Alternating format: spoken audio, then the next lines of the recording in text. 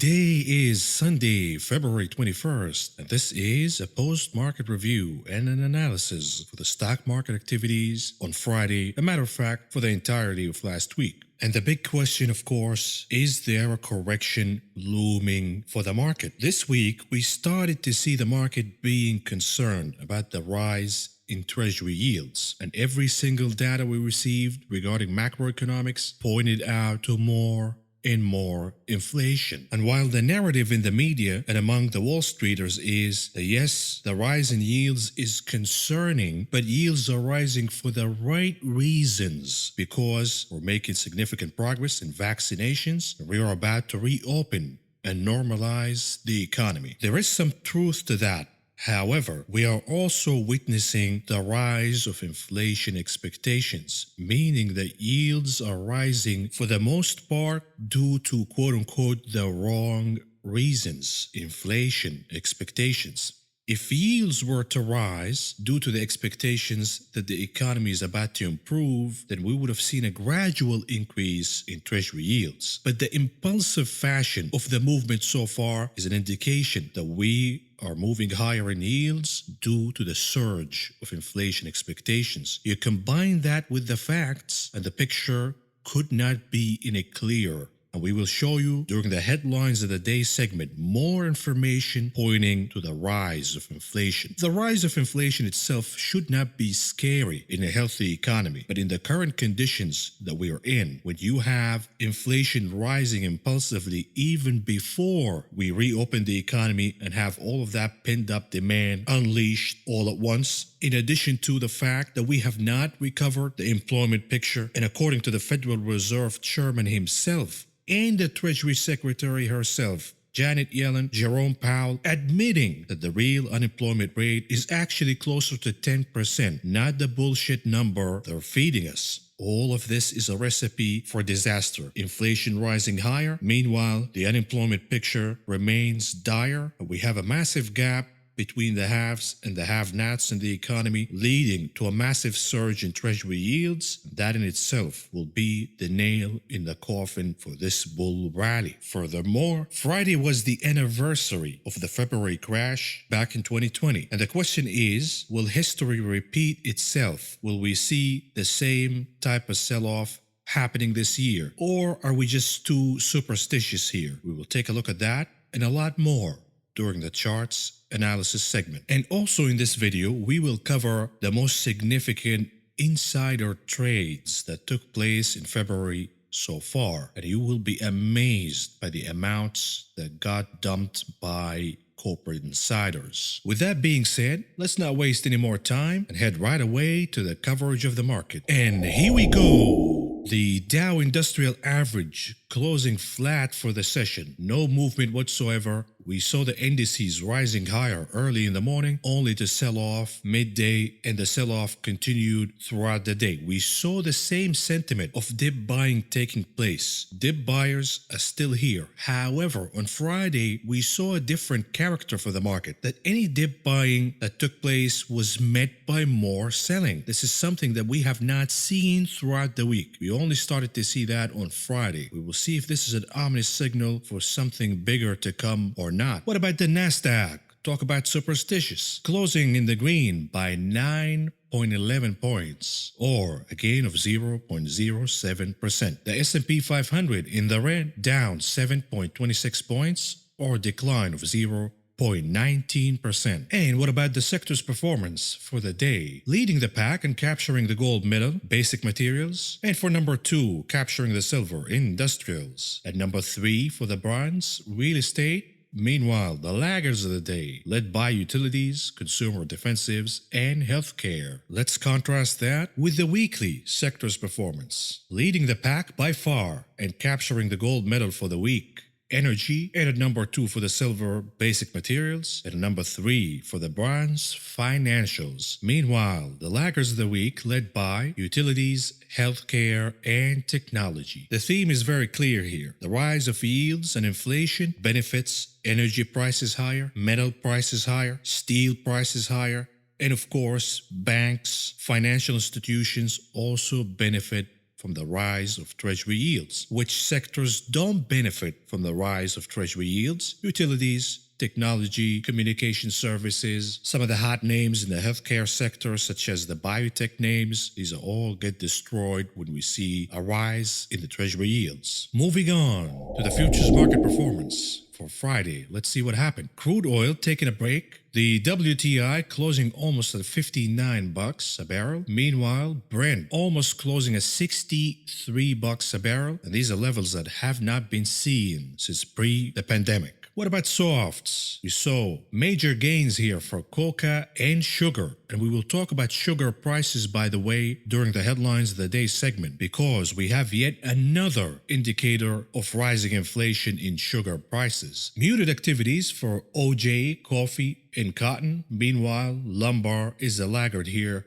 down by about 1% or so. What about metals? Modest gains for gold, platinum, about half a percentage point apiece. Silver, a little better than that, about 1% up for the session. But the bulk of the gains, and it remains the hottest performer in the futures market, copper, up over 4%. And we will talk about copper in details when I cover the charts analysis, because I will talk about Freeport McMoran. Remember, I predicted this. Last summer, I talked about the rise of copper. What I did not expect, however, is that we will see the surge happening this violent and this fast. Copper prices are trading at levels that we have not seen for about a decade or so. Yet another indicator of rising inflation. Palladium, modest gains here, a little over 1% for the session. What about meats? Lean hogs are taking a break. Meanwhile, we saw modest gains for live and feeder cattle. What about grains? The gains for canola are just stunning.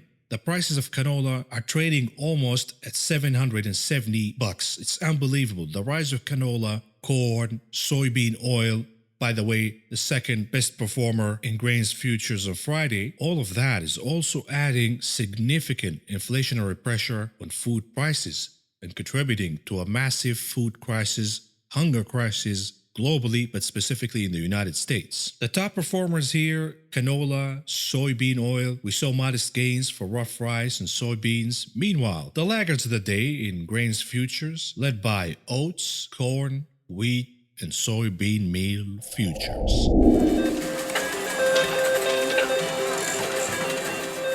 What about the big casino, the options market? Let's see what happened on Friday. The number one table on Friday was Palantir. Palantir rebounded big, about 15% or so. I had a trade on Palantir. It was a wild shot trade where I bought the 25 calls expiring Friday, so I had only one day for the trade to work. But there was a lot to support this particular trade. And right away you saw Palantir surging massively higher on Friday. It was a big rebound, and that particular trade was up about 600% in a single day. My only regret is that I did not put more money in that trade. But needless to say, we saw over 2.1 million contracts exchanging hands for Palantir on Friday.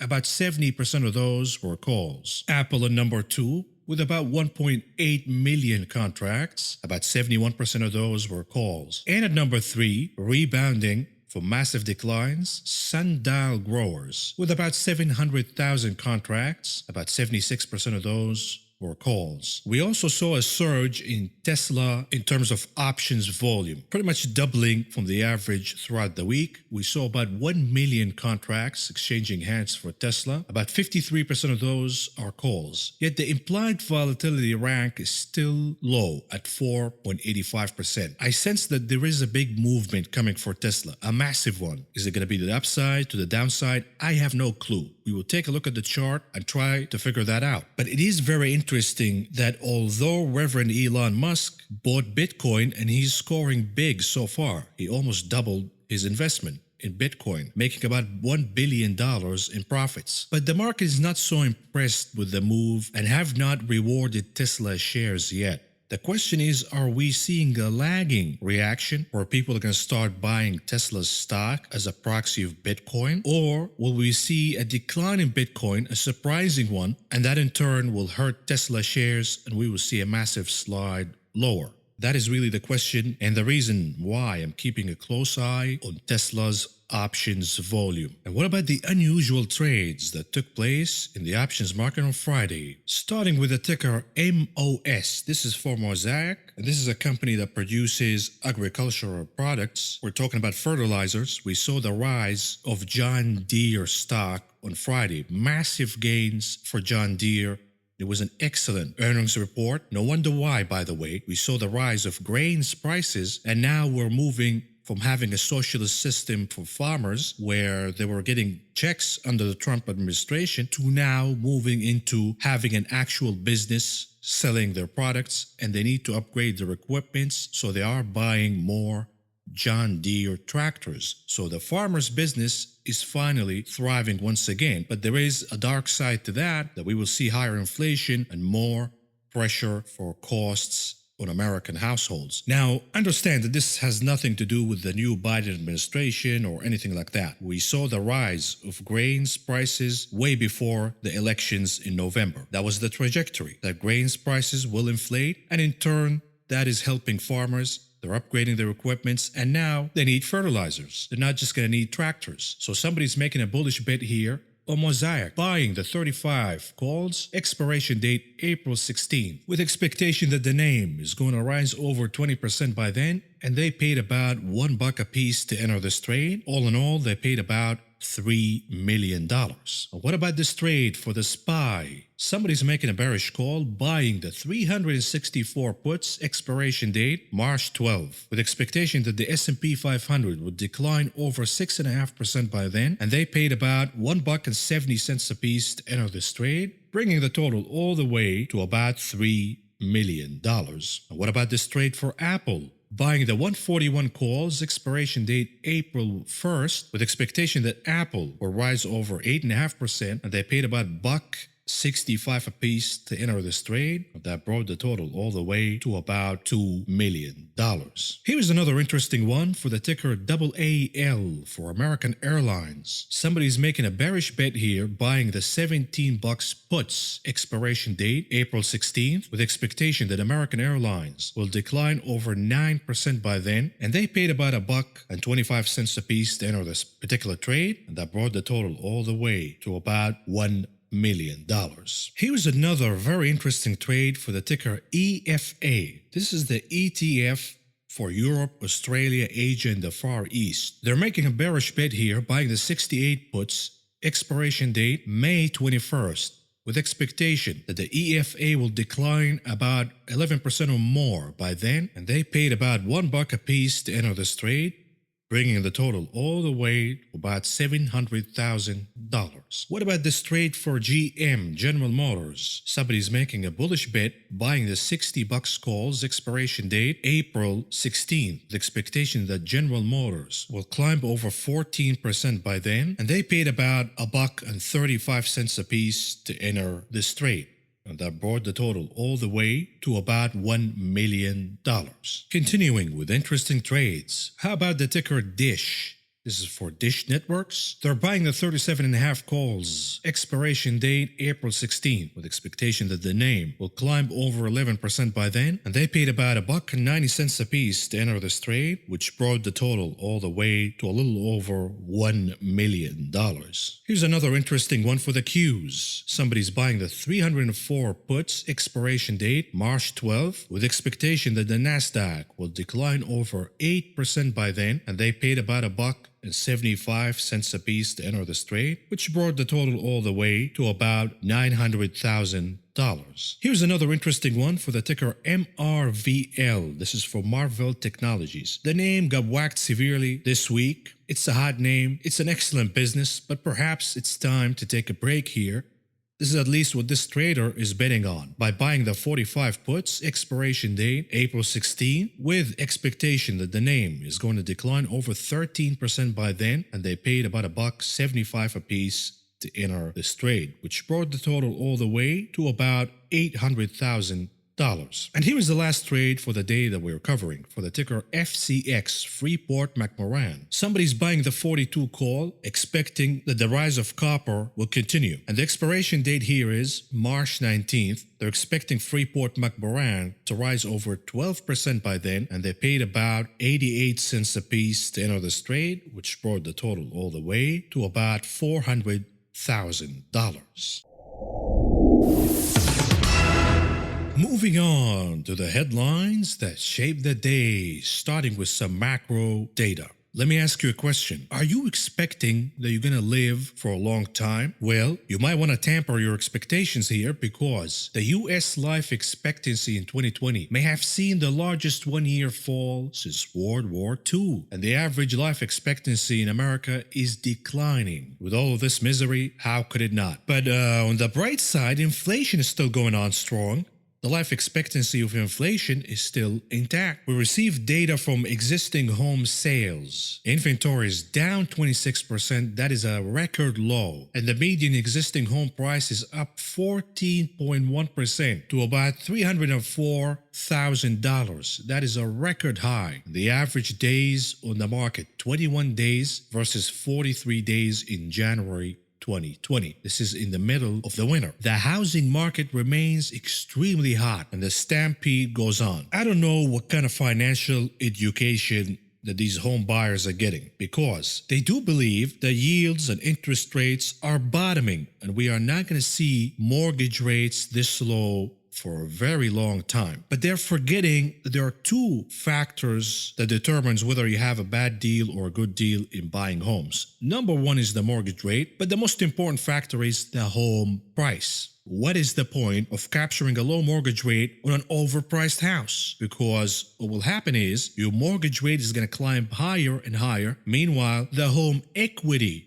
will start to decline lower and lower. You're getting a shitty deal. You're better off to wait for the golden opportunity. What is the golden opportunity? There is a sweet spot when the bubble starts to burst. Home prices will go down, mortgage rates will start to climb higher, and there is a sweet equilibrium between home prices and the mortgage rate. And that would be the golden opportunity to buy a home. And then we will see home prices perhaps going a little lower, mortgage rates climbing higher before stabilizing. And you would have gotten yourself a great deal. But capturing a low mortgage rate, meanwhile you're financing a home that is way overpriced, what is the point? Moving on to the market manufacturing PMI, which came out at 58.5. That met the estimate. Meanwhile, the previous reading was of 59.2. The services PMI, which was lagging, came at 58.9. Better than the estimate of 57.6, and the previous reading was 58.3. The composite PMI came at 58.8, and the previous number was 58.7. Once again, all leading to higher inflation. Recovery, yes, but also hand in hand with inflation. U.S. businesses has strongest expansion in almost 6 years in February. Market PMI data shows. Once again, you gotta wake up here and start using your head. We're seeing a massive expansion of the economy. Why is that? Because the tsunami of liquidity, the money supply. It did not show results in the beginning. It was lagging in reaction, and the reason is we had the pandemic, the virus. Now that we are moving away from the pandemic toward the reopening, you will start to see the effect of that tsunami of money supply as we start to see the velocity of money starting to pick up. The demand is here. When we talk about aggregate demand, there's another way to look at it. What is the demand in notional terms if we reopen right now? If I told you that the virus is gone, everything is safe, and we are reopening tomorrow, where will your aggregate demand level be? It will be much, much higher because you will go out to bars, restaurants, taking a vacation, travel, whatever you're going to do. That pent-up demand will be unleashed all at once into the economy. That is perhaps good for the economy in the initial phase before inflation starts to rise out of control. You combine that with a slack in recovering unemployment and you have a perfect recipe for stagflation. But while the rise of inflation initially is very good for the economy, it will be very bad for a stock market that is already bloated in terms of valuations. Here is more in macro data. You heard Janet Yellen saying that we need to have a massive, big packages stimulus to the tune of $2 trillion because doing too much is a lot better than doing too little. And here we have contradictory data. The US consumer is flush with cash, and you can see that checking small-time deposits, every round of stimulus is contributing to the pent-up demand. Because while some actually need the stimulus to survive and pay for food, gas, utilities, rent, others are using it to spend in the economy. Others are using it to gamble in the stock market, but the bulk and the majority of people are saving that money. Saving it for what? Once the economy reopens, they will have enough cash to go ahead and spend. What about household net worth? All-time highs at about 124 billion. And of course, the rise of equities is contributing to that. Perhaps inflation expectations will tamper if we have a crash in the stock market, because that will take US households' net worth down. It will make people more cautious in their spending, because right now we're all emboldened that our stock market accounts are pretty much at all-time highs. We're all confident that we are flush with cash and we can go ahead and spend like drunken sailors. But a crash in the stock market will perhaps be important in giving everybody a reality check in their expectations. So I understand that the Federal Reserve is trying to prevent a crash. But what I'm saying is, perhaps let's not call it a crash. What about a correction? A sharp one, 10, 20, 25%, and the market does not recover right away in a V-shaped recovery. That would be actually good for the Federal Reserve, because they're not going to be in the situation that they're in right now of being between a rock and a hard place. On one hand, they want inflation to rise higher to recover the unemployment picture, and on the other hand, they don't want yields to rise so fast to the point where it creates a massive crash in the stock market. So perhaps the compromise here is a mini crash that would tamper inflation expectations a little lower. We will see what happens. But here is the reality for now. On the ground, raw sugar prices extended gains to the highest level in almost 4 years, once again contributing to the rise of inflation expectations. What about copper? Copper prices topped 4% a pound for the first time in over 9 years. Massive surge in copper prices. What about everything inflation? Copper up over 16% in a week. Cobalt up 54% year to date. Crude oil up 21% year to date. Corn up 32% since December. Wheat up 15% since December. Pork up 16% in 4 days. Lumber 53% year to date. Nickel almost 10% in a few weeks. And the commenter says here, yield curve waking up. You cannot escape inflation. Anybody who's telling you that we don't have inflation and we actually have deflationary pressures, they have their heads buried deep in their asses. Stop listening to these morons. They have interest, whether they're long bonds or whatever they are. They have personal interest in misinforming you. The truth and the reality is right in front of you. Inflation is rising higher. And the advances in technology are not going to discover more copper for you or extract copper faster to keep up with demand. Wake the hell up. More in inflation. All of Dole packaged food US-based employees will make at least $15 an hour within a few months, the company says. Now, every company is trying to compete. We have also wage inflation expectations. You saw Walmart bumping the pay, now Dole bumping to $15 an hour. And the federal government need not to make an official bump to $15 an hour. They will bump the minimum wage, there is no doubt about it.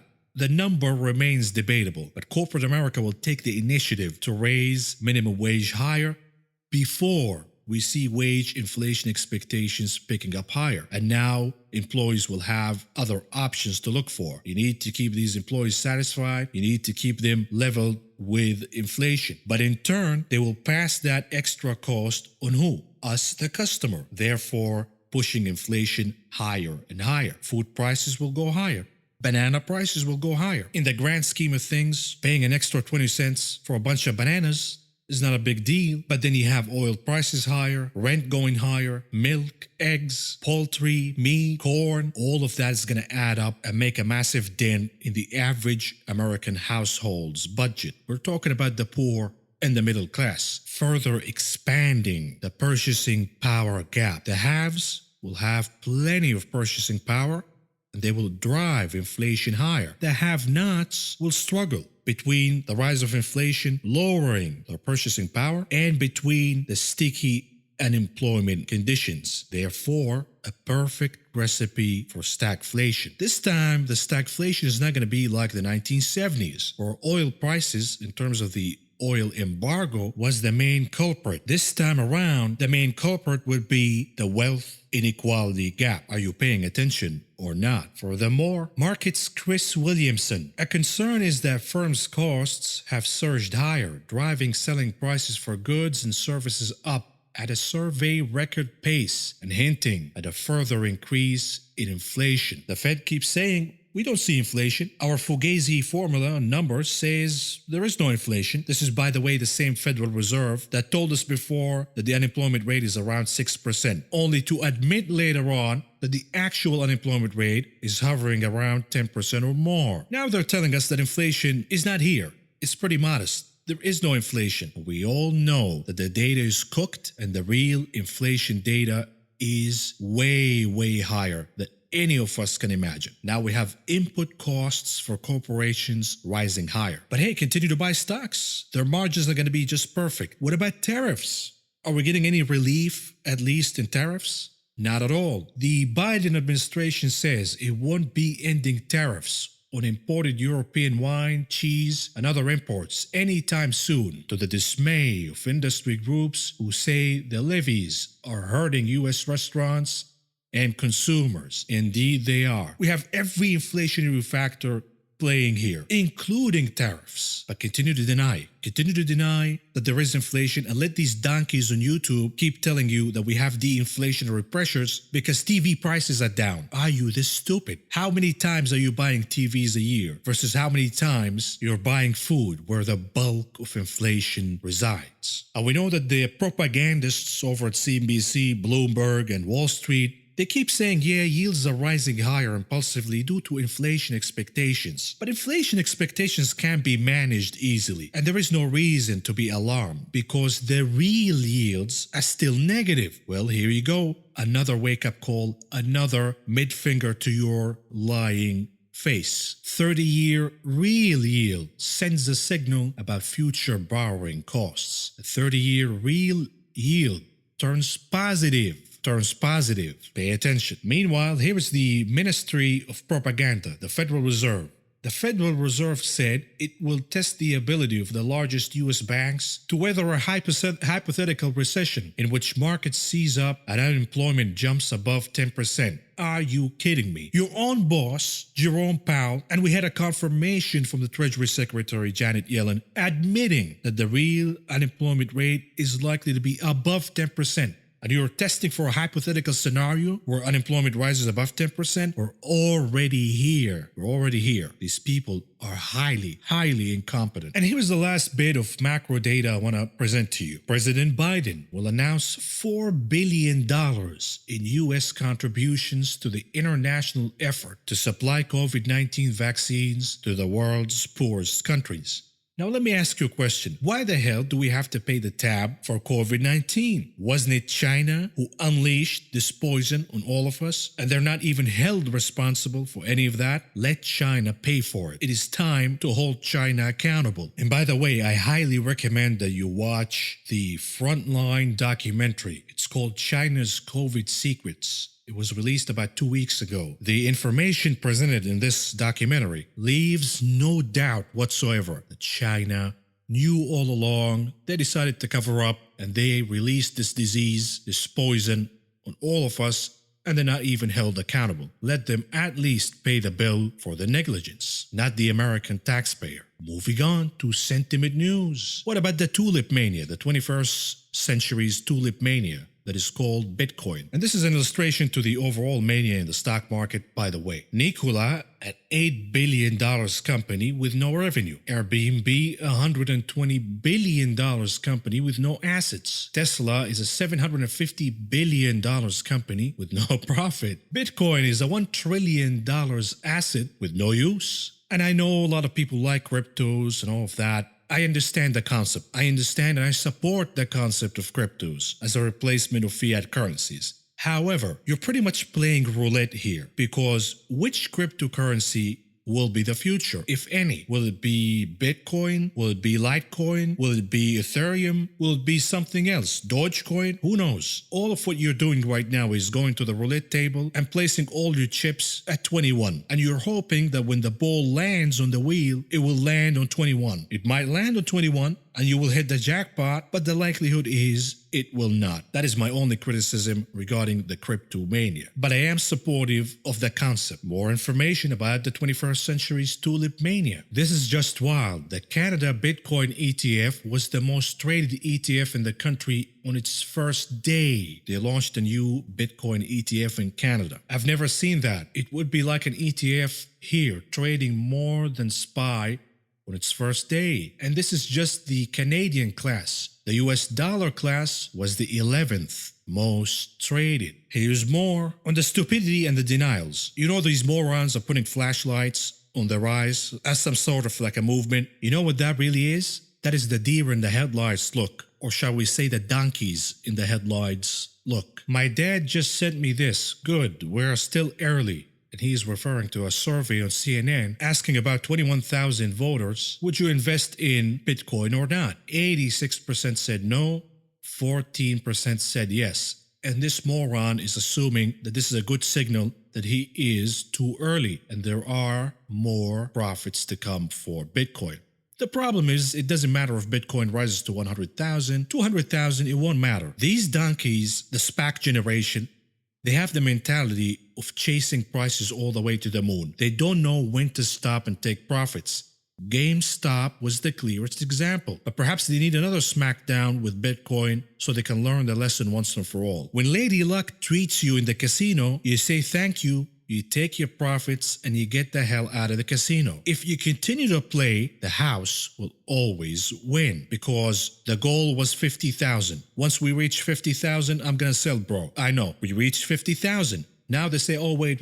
Let's go to 100,000 and then I'll be out. Okay, we go to 100,000. Are you out? No, you're not out. Bro, let's go to 200,000 and then I'm out. Okay, we go to 200,000. And then what? They're still not gonna sell because the next target becomes 1 million. They're only gonna sell once we see a crash in Bitcoin and now Bitcoin is trading at 100,000. What are they gonna say? Oh, let me buy more because this is a dip and Bitcoin is gonna recover faster and higher. Wait till Reverend Elon stab you in the back, by the way, and dumps his Bitcoin holdings. But that's another subject. We go back to 100,000, you buy the dip, it bounces back to 120, and then it goes back to 70, still not selling, 50,000, still not selling. Now we're back to 30,000, still not selling. We're back to 10,000, now you're selling after you suffered losses. This is classic gambling mentality. And guess what? The moment you sell at 10,000, that would be the bottom for Bitcoin, and then it bounces higher again. Even if you're gambling, at least have a goal, an exit strategy. We're all gambling, it's a casino, but at least have an exit strategy. And here is Reverend Elon. Reverend Elon Musk admits on Twitter that Bitcoin and Ethereum seem high. Here we go with the backstabbing. Tesla Bitcoin Gambit already made 1 billion, more than the 2020 profit from car sales estimates analyst. This is for Tesla. They made more profits gambling on Bitcoin than actually selling cars. So perhaps it is time for Reverend Elon to cash in his chips. We'll see what he's gonna do. But perhaps that Reverend Elon is crazy as a fox because he made a quick 1 billion and now he's at a casino and he leaves all of you morons to get burned. What about Davey Barstool? Davey Barstool says he refuses to scramble like a rat and buy Bitcoin. We know that Davey Barstool is a little scarred here, a little traumatized after what happened to him with the GameStop mania. He supported these donkeys to stampede and buy GameStop, and then he decided to book his losses. He lost about 700 grand, and then they turned against him, calling him paper hands and a suit. And the question is, are they gonna do the same thing to Reverend Elon after he dumps on their little heads? I doubt it, because Elon is a cult leader, unlike Davey Barstool. So they will still bow down and say, oh, Reverend Elon had to do what he had to do, and diamond hands, bro. Moving on to more market sentiment news. Global value rotation has morphed into chasing risk at any price. The great global rotation out of growth into value stocks looks to have stalled this year, and investors have switched to chasing the riskiest stocks from both cohorts. The demand so far this year has really been for the riskiest stocks, be they expensive and exciting technology names or cheaper names beaten up by the economic slump, wrote strategists including Andrew Lapthrone on Thursday. While you might then conclude there has been a rotation out of low volatility names, it is only the expensive, more glamorous part of the high quality segment of the market that is suffering. Do yourself a favor and pull up a chart for Live Nation, Expedia, MGM Grand, any of these businesses that are actually suffering right now under the pandemic situation. Take a look at these charts. They're already trading above their pre-pandemic highs. Is it justified or merited by corporate earnings or anything like that? Absolutely not. It is just merited by the mania that there is another donkey next to you willing to pay a higher price for the stock. Here is another illustration of the risk-taking mania. 14 members of the Russell Microcap Index have risen so much that they are now larger than the smallest S&P 500 stocks. The Dow Jones US Microcap Total Stock Market Index is up 18.5% this month alone. What about the junk bond mania? Continuing and getting hotter by the day. BlackRock's $46.4 billion US investment grade debt ETF LQD has steadily lost assets as safer bonds underperform riskier securities. The fund has lost more than $12 billion of assets since the end of November, with $1.1 billion exiting yesterday alone. They're taking money out of the safest bonds and rotating that cash to buy junk bonds. And junk bonds are yielding below 3% in certain instances. It was more for the mania, and now it's hitting institutionals such as JP Morgan. JP Morgan, we expect consumers to blow out expectations for the rest of the year given Number 1, pandemic effectively ending in 40 to 70 days. Number 2, $30 trillion of global stimulus. And number 3, record household cash reserves. Number 4, home equity/stock gains. That is the weakest link here. Number 5, consumer debt service ratio at 40 years low. All of these conditions, if they take place, will cause a massive upside shock to inflation. Here is the last bit of sentiment news. On the anniversary of the February 19, 2020 market peak, 1 year changes in the Fed balance sheet up 81.2%, the Nasdaq up 41.2%, the Russell 2000 up 31.1%, the S&P 500 up 15.6%, retail sales up 6.8%, meanwhile payrolls down 6.5%. Stagflation illustrated right in front of you. And by the way, what happened during the February 19, 2020 peak? Must have been great news took place for the Nasdaq to rise 41.2%. Yeah, we just had the deadliest pandemic in about 100 years. We shut down the economy. We had the biggest recession since the Great Depression. No biggie. The Federal Reserve fixed all of that by ushering the tsunami of liquidity, putting the printer on overheat, and just like that, magically, everything looks hunky-dory until it doesn't. And here is a piece of news. It's not really sentiment news. It's under piece of shit news. Here it is. Apollo names ex-SEC Chairman Jay Clayton as a lead independent director. Are you surprised that this piece of shit never bothered to regulate anything during his tenure as an SEC chairman? Of course not. His goal was to graduate from the SEC and get a job on Wall Street. He did everything in his power to make the market into an unregulated jungle for Wall Streeters to prey on whoever they want. And now he gets the reward, the clearest illustration of the swamp that we're living in. And no wonder why that the average American has lost faith in their government. Moving on to corporate-specific news, starting with Apple. More rumors regarding the iCar. Apple is in discussions with multiple suppliers of self-driving car sensors known as LiDAR. Are they gonna make an actual car or are they producing a Fisher Price? We were just kidding. The iCar is not a real car. It's actually just a child toy. What about an actual car? Lucid Motors. Lucid Motors is nearing a deal to go public through a merger with a blank check company, aka SPAC, started by investment banker Michael Klein. That could be announced early next week, sources say. And this is, by the way, they're talking about Churchill Capital. On Friday, I got an alert during the last hour of the day that Churchill Capital reversed about 4% of gains during Friday's session, all the way down to about 10%. And that happened in a single candle, meaning that somebody dumped a massive amount of shares of Churchill Capital SPAC. What does that mean? Either the deal is not going to happen, or either the deal is going to happen, but some SPAC insider figured out that they would make more money dumping right now than waiting for the actual IPO. Unlike the donkeys who are chasing the price of Churchill Capital higher and higher. The SPAC has about $2 billion in cash. The retail maniacs stampeded to buy Churchill Capital, and now the valuation of the SPAC is higher than the actual intended valuation of Lucid Motors. No wonder why some insider decided to make a massive dump on Friday. Oh, and did you guys catch this? United Airlines flight safely lands after dramatic engine failure caught in camera. They lost one of the engines mid-flight and the engine dropped from the air. Welcome to United Airlines. Hope you have a safe flight.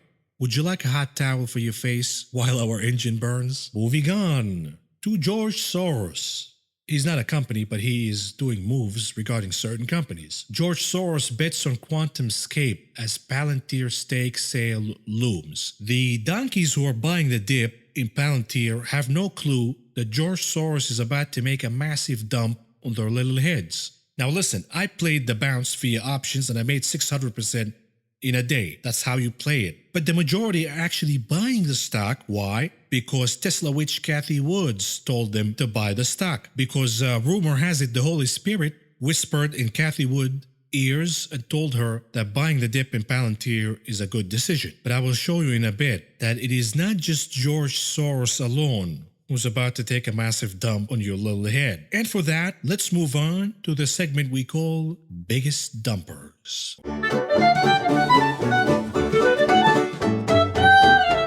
Starting with Palantir. You guessed it, CEO Alex Karp dumping $70 million or so of Palantir shares. Meanwhile, Peter Thiel, an early investor of the company, dumping over $500 million in Palantir shares. And this is just the beginning. And by the way, some of you pointed out that, oh, the CEO of Palantir is not dumping shares. He's actually just converting stocks. Let me show you how to read the SEC form. Starting with the bottom table. You see where it says employee stock options right to buy. When the lockup period expires and insiders are allowed to dump shares, they exercise their options to buy shares first. Once they exercise the option to buy shares, they buy Class B shares. That has to be converted into Class A. So take a look at the number for the total shares that took place here. Number one, converting the stock options. We're talking about 1,285,123 shares. Those options are exercised into Class B, which then gets converted into Class A, and then we move on to the top table. You see where it says Class A common stock, and then we have 1,285,123 shares. These are the shares that got converted from Class B to Class A after exercising the option. Now the dumping starts. So first he dumped 558,542 shares at the price of 31.18, and that takes down the quantity that Alex Karp has. He had over 619 shares. Deduct the shares that he dumped, 558,542, and you get the number that you see right here, 7,153,077 shares. And then he dumped more and more and more. And the more you dump, the more you deduct from the total securities that Alex Karp has. So for now, he has about 6.4 million shares still left, and he can dump more and more of that. In addition, he can exercise more options, converting them into shares to dump even more. So the dumping just started here. What I'm trying to convey to you is you have to exercise the options first into Class B, then convert them into Class A, then you're allowed to start dumping. That is the process after lockup expiration. Continuing with the biggest dumpers. How about Datadog with Dan Fugazi? He dumped about $17 million worth of shares. What about Charles Schwab? The old man is still alive. And you know he misses summer, he misses swimming in a pool. But if you cannot swim in a pool, how about swimming in a pool of cash instead? Charles Schwab dumping about $90 million worth of shares since the start of the month. What about T-Mobile's Ray Neville, dumping about $10 million worth of shares? What about Trade Desk? And this guy is a notorious dumper. Terry Green, dumping $140 million worth of shares this year alone. What about Stan Humphreys of Zillow, dumping about $7 million worth of shares this week alone? Moving on to Peloton. What's going on here? Dumping on steroids. Tom Cortez of Peloton dumping about $6 million worth of shares. Meanwhile, Jill Woodworth dumping $7.5 million worth of shares, while Paul Foley dumping around $15 million worth of shares. William Lynch dumping about $90 million worth of shares. Meanwhile, Karen Boone of Peloton dumping around $23 million worth of shares. But hey, the retail side, the donkeys continue to buy, while the corporate insiders are dumping like there is no tomorrow. What about Roku? Anthony Wood, the CEO of Roku, dumping over $270 million worth of shares since the start of the year. What about Zebra Technologies? CEO Andres Gustafsson dumping about $7 million worth of shares. And how is the 21st century tulip mania affecting insider dumping? Here is Terry Green of Marathon Patent. This is the ticker MARA, and he dumped about $34 million worth of shares. And by the way, take a look at this guy. Pretty soon you're going to see this guy on the next episode of American Greed. But this is a clear illustration to what's going on in the stock market, the mania. While the retail side, the dumb money, continues to chase prices higher and higher and higher, corporate insiders, the smart money, are saying, we cannot believe how stupid these donkeys are. They're making us so rich, we wish we could dump even more. And they continue to dump like crazy. Moving on to the heat map analysis for the week.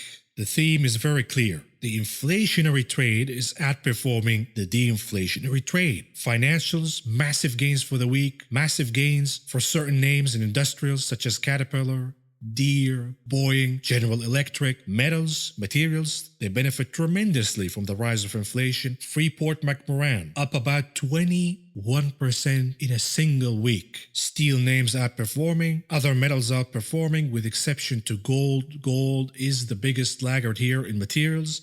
And the reason is the 21st century's tulip mania is taking money away from gold into Bitcoin. Another obvious beneficiary of the rise of inflation, energy, massive gains across the board. ExxonMobil up over 5%, Chevron up over 4%, British Petroleum up over 7%. And we also saw the reopening names performing significantly better. Whether we're talking about airlines, Delta Airlines up almost 7% for the week, casinos outperforming, Las Vegas Sands rebounding and scoring gains of over 9% this week. Similarly, we saw massive gains for cruises, Carnival Cruises up over 18%, Royal Caribbean up over 16%, hotels, Marriott over 7%, and some continuation of the gains in semiconductor names. Intel, these are the value names, by the way, in the semiconductor names. Intel, Avgo, Micron, AMAT, Applied Materials, Lam. These are the very value names within the technology sector, and they are outperforming. A clear illustration that under high inflation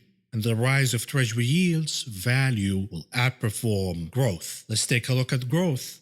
Apple down about 4% for the week.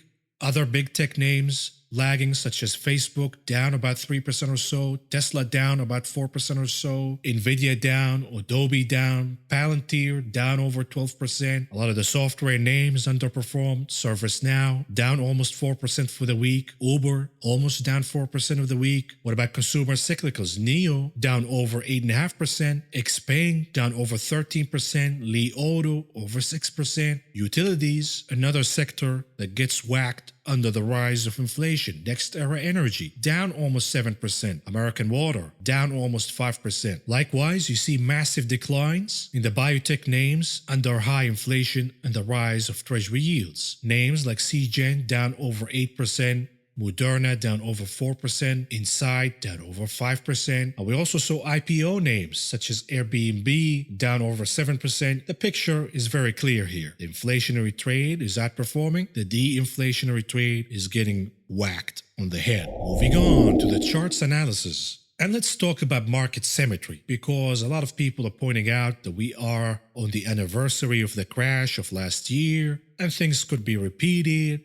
And take a look at the chart. We have the similar pattern here of sort of a double bottom, and then the Nike swoosh goes higher and higher, and then we have a massive correction. We saw that all the way back in 2018, once again in 2020. Are we seeing it in 2021? Here's another way to look at this particular market symmetry. From a daily perspective, the crash of 2020, you have sort of the double bottom, triple bottom formation, and then you got the swoosh going higher impulsively, followed by a massive decline and a correction. Similarly, we're seeing the same pattern here in 2021. Since September, we consolidated, we had the double bottom formation, and then we had the swoosh higher. And are we starting to run out of steam and paving the way for the same fate that we faced a year ago? That remains the question. Market symmetry. There are a lot of people who believe in market symmetry. There is another way to look at it. This is the weekly chart of the SPX, the SPY. Consolidation in 2018, then a massive surge higher, impulsively, followed by a correction. Similarly, in 2020, we saw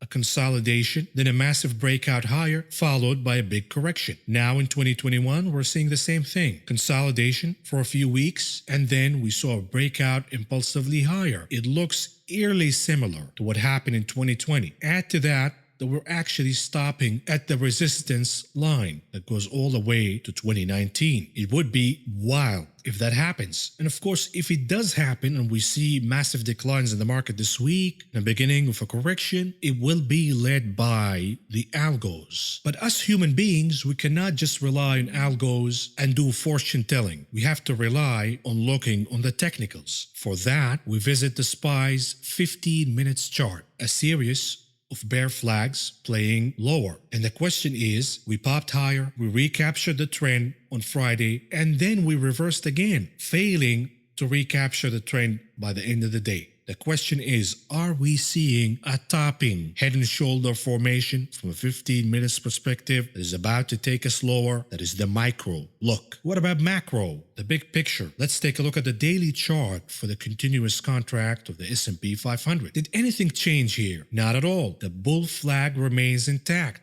This is why you have to differentiate between the 15 minutes chart versus the big picture. The big picture remains intact, but is the 15 minutes chart a leading indicator to the coming break in the daily? You have to pay attention here. Take a look at the RSI. Slight negative divergence, trending lower, signaling some loss of momentum. The MACD indicator curling downward, also signaling an upcoming loss of momentum. But we are not going to start being bearish on this chart unless we break the level of support of 3,862. That could happen as soon as Monday, and the 15 minutes chart would be the leading indicator. Again, I'm presenting you with how the charts are speaking to me via the facts. The daily chart is still intact in terms of a bullish perspective, but there's a lot of damage happening underneath. Moving on to the Qs, 15 minutes chart, another series of bear flags playing to the downside. However, during Friday's session, yes, we reversed, and that is notable, closing at the lows of the day, but we still closed above the lows of the previous day. Naturally, we would say this is yet another series in the bear flag formation, which will play lower. But playing the devil's advocate, are we going to see the market picking up laggards from this week and rewarding them next week, playing the yo-yo game that's been going on in the market for a while now? And the proponents of the yo-yo game are looking at it in a different way. They're looking at the chart of the Qs as a bottoming head and shoulder formation, signaling that perhaps the Qs will catch a bid next week, rewarding the laggards. We rewarded the inflationary trade this week. Next week, we reward the de-inflationary trade for whatever reason. Zooming out to the big picture, the Nasdaq's continuous contract.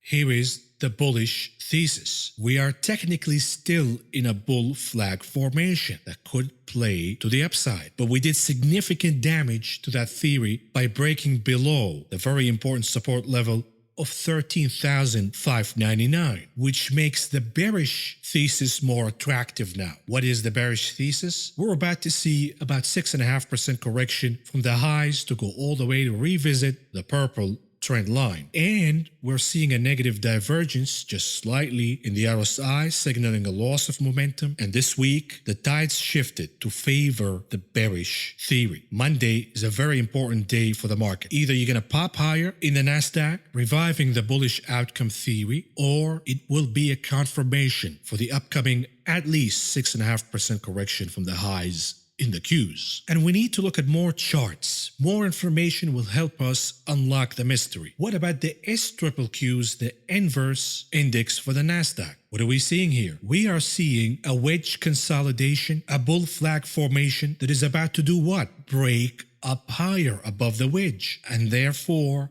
playing the risk versus reward, yours truly bought call options in the SQQs. What about the IWM? This one remains frustrating. We saw a series of bear flags that was supposed to play lower. However, the IWM played another trick saying, ta-da, take a look at this. I'm gapping higher, saying goodbye to the bear flag, and I'm actually forming a bull flag that is supposed to take us higher. A lot of market technicians believe that the IWM is a leading indicator, meaning that we saw the series of bear flags taking place in the Qs, the SPY, and our assumption is that it's going to play to the downside. But if you believe that the IWM is a leading indicator, the IWM is saying, no.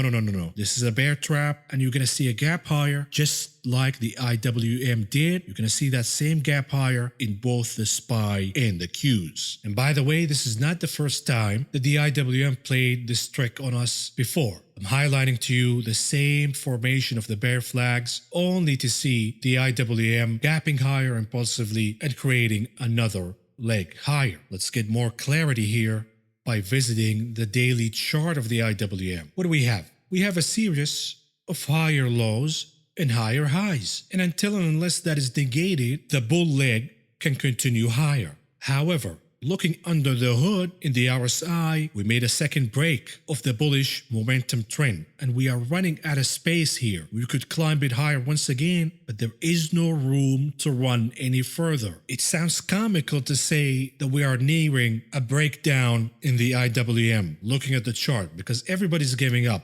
They try to short the IWM only to take a smack right in the face by the chart gapping higher. It is the most frustrating chart in the market right now. But what I'm seeing is a plateauing of the momentum, signaling that we perhaps seen the top in the IWM. We just don't realize it yet. We'll see what happens on Monday. What about the dollar index? The dollar index, we call it King Dollar because it dictates the outcome of many other assets, but we also call it Tricky Dixie because it played possum last week, giving us the bear flag formation only to pop higher, deceiving all the dollar bears. And then as it started to go higher, the dollar bulls started to buy the dollar, only for Tricky Dixie to switch lower, shaking out all the weak hands. The facts remain that we have lost the momentum in the RSI, we have lost the momentum in the MACD, and are we starting to see a topping head and shoulder formation that will take us lower? There are other charts that support this scenario. Let's take a look at gold. Is gold making a double bottom formation at the level of 1765? And if it is, it means that gold will rebound higher. That would push, or will mean actually, that the dollar index will play lower. Therefore, the topping head and shoulder formation. Furthermore, let's take a look at copper. By visiting the chart of Freeport-McMoran, the monthly chart that is, we saw the double top formation about a decade ago, and that was the top for Freeport, taking us lower. Then we saw the double bottom formation last year, and I told you copper would rise significantly higher. And I did buy shares of Freeport at $10. And not in my wildest dreams, I thought that the stock would quadruple in less than a year. But here we are. The rise of copper is an indicator that the dollar is going to weaken. We do have a resistance level of 40. We are at 37 and a half. We could go somewhat higher. That means that the dollar will continue to weaken. And who's to say that we're going to stop at the level of 40?